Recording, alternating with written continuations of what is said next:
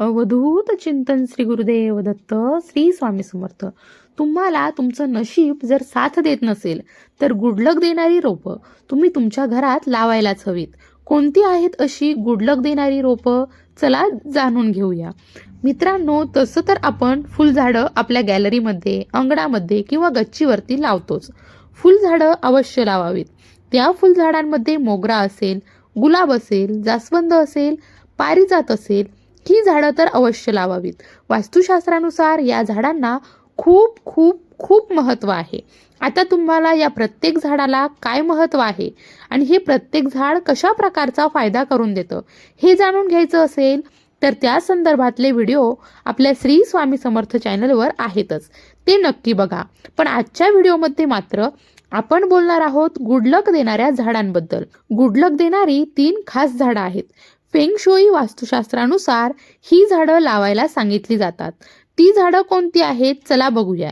त्यामध्ये सगळ्यात पहिलं झाड आहे ते रोप म्हणजे बांबू ट्री. बांबूचं रोप कमी पाण्यामध्ये लावलं तरी सुद्धा हे छान येतं. तुम्ही आता हल्ली बऱ्याचशा दुकानांच्या काउंटर्सवर किंवा अनेक घरांमधून हे बांबू ट्री नक्की पाहिलं असेल. बांबूचं हे छोटंसं रोप, छोटे छोटे बांबू एकत्र करून लाल फिने किंवा लाल धाग्याने ते बांधले जातात.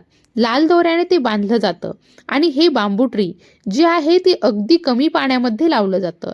इनडोअर प्लांट आहे. तुम्ही ते तुमच्या घरामध्ये सुद्धा लावू शकता, कुठेही ठेवू शकता. दिशा महत्वाची आहे. ती कोणती असावी ते आपण बघूया. पण त्याआधी या बांबू ट्रीचा नक्की लाभ काय होतो ते पाहू. या फक्त शोपीस नाही, गुडलक चुंबके आहे असं म्हणायला काही हरकत नाही. म्हणजे गुडलकला ओढतो. हा तुमच्याकडे जिथे ठेवला जातो तिथे ऊर्जेचा फ्लो वाढतो. ऊर्जा चांगली प्रवाहित होते. सकारात्मक ऊर्जा वाढते. घरामध्ये शांतता, प्रेम, पैसा, सकारात्मकता या गोष्टी यायला लागतात. लहान जागेमध्ये देखील झक्कास वाढतं. दिसायला देखील छान दिसतं. मुलांच्या अभ्यासात आणि नोकरीमध्ये सुद्धा प्रगती या रोपामुळे होते. आता तुम्ही म्हणाल, हे एक रोप लावल्याने असं काय बरं मोठं वेगळं घडणार आहे? तर अशी लगेच प्रगती कशी होईल? मग सगळ्यांच्या घरात झाडच झाडं असली असती नाही का? लक्षात घ्या, यामागे वास्तुशास्त्राचं एक अगदी साधं सोपं सूत्र आहे. ते सूत्र असं आहे की वास्तुशास्त्रानुसार आपल्या आजूबाजूच्या वस्तू, झाडं, माणसं हे सगळे आपल्यावर परिणाम करत असतात. चांगला वाईट हे डिपेंड आहे की त्या वस्तूची ऊर्जा काय आहे. बांबूचं हे छोटंसं रोप सकारात्मक ऊर्जा प्रवाहित करतं. घरातलं वातावरण स्वच्छ करून सकारात्मक बनवण्याचा प्रयत्न करतं. चांगल्या सकारात्मक वातावरणामध्ये आपोआपच चांगले विचार येतात. प्रगतीसाठी चांगल्या विचारांचीच गरज असते. नकारात्मक वातावरणामध्ये नकारात्मक विचार येतात आणि माणसाच्या हातून काहीही घडतं. म्हणून आपल्या घरातलं वातावरण प्रसन्न ठेवण्यासाठी या छोट्या छोट्या गोष्टी मदत करतात आणि त्या केव्हाही चांगलंच असतं. आता हे रोप कुठे लावावं? पूर्व दिशा किंवा ईशान्य दिशा. घरामध्ये व्यवस्थित प्रकाश येत असेल अशा ठिकाणी हे रोप लावा. डायरेक्ट सूर्यप्रकाशाची या रोपाला गरज नसते. पण अगदीच अंधारात नेऊन ठेवलंय असंही नको. आग्नेय दिशेला जर तुम्ही हे रोप लावलं तर आर्थिक वाढीसाठी ते उपयुक्त मानलं जातं. तर आता वळूया गुडलक देणाऱ्या पुढच्या रोपाकडे, ज्याला झेड प्लांट असं म्हटलं जातं. पैसे टिकवणारं झाड सुद्धा याला म्हटलं जातं. या झाडाचं नाव जरी साधं असलं तरी सुद्धा भाग्य खेचणारं झाड म्हणून याच्याकडे पाहिलं जातं. एक शांत आणि सकारात्मक ऊर्जा हे झाड त्याच्या अवतीभोवती निर्माण करतं. आर्थिक अडचणी असतील तर हे झेड प्लांट लावावं. पैसा टिकतो, खर्च कमी होतो, कामातले अडथळे दूर होतात, नव्या संधी येतात. काळजी कमी घ्यावी लागते आणि परिणाम मात्र भरपूर मिळतात. हे झाड तुम्ही उत्तर दिशेला लावलं तर करिअर आणि आर्थिक प्रगतीसाठी योग्य मानलं जातं. उत्तर पश्चिम दिशेला निर्णय शक्ती वाढवणारं असतं.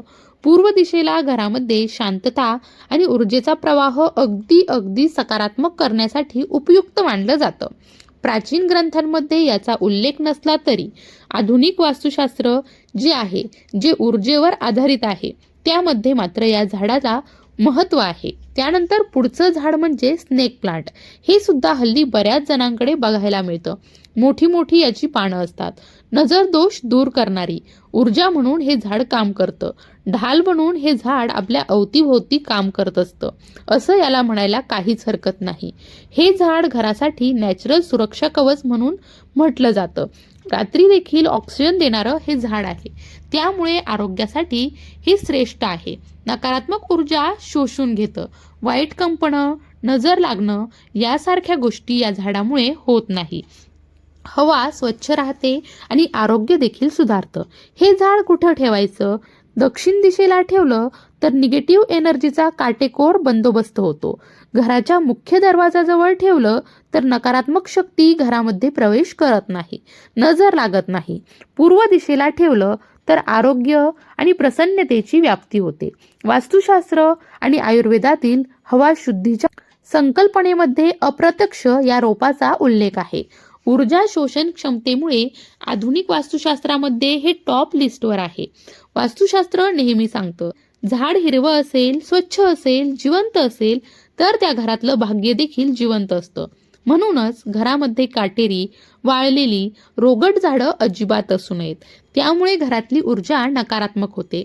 म्हणून घरात जी झाडं आपण लावतो त्याला इंडोर प्लांट्स असं म्हणतात.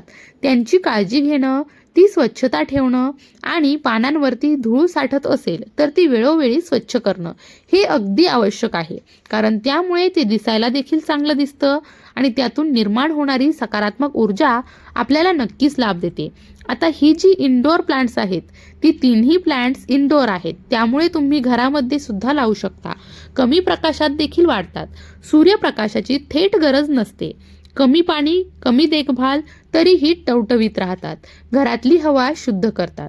घराच्या ऊर्जेचा प्रवाह सुधारतात.